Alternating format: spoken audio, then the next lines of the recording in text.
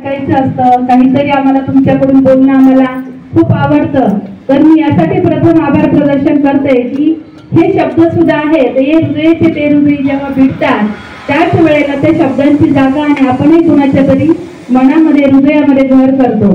परमेश्वराने जेव्हा सगळ्यांना जन्माला घातलं तरी कोणालाही विनाकारण घातलेलं नाही।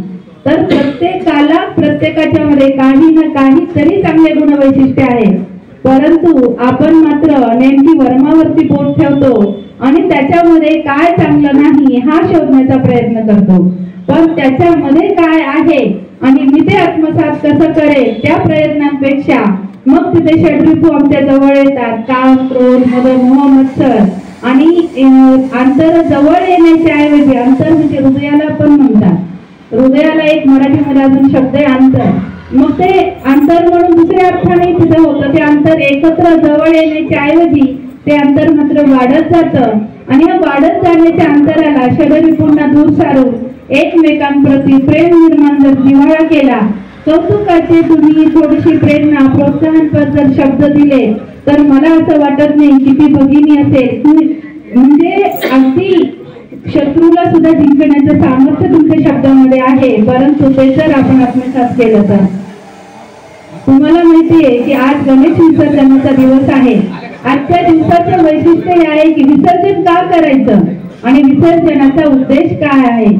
जिथे आरंभ आहे तिथे अंत देखील आहे। आज आपल्या जवळ जे आहे ते कधीतरी आपल्यापासून दूर जाणार आहे, परंतु विसर्जन करणं म्हणजे माझा तिथे प्रवास संपलेला नाही, तर त्या ठिकाणी नवीन एका प्रवासाला सुरुवात होते असं हे विसर्जन। मग विसर्जन कशाचं करायचं? पहिलं षड्रिपू काम, क्रोध, मद, मोह, मत्सर यांचं आपण विसर्जन शैली म्हणून अजून 2 सत्कार आहेत, त्यांच्यासाठी आपण तयार व्हायचं आहे।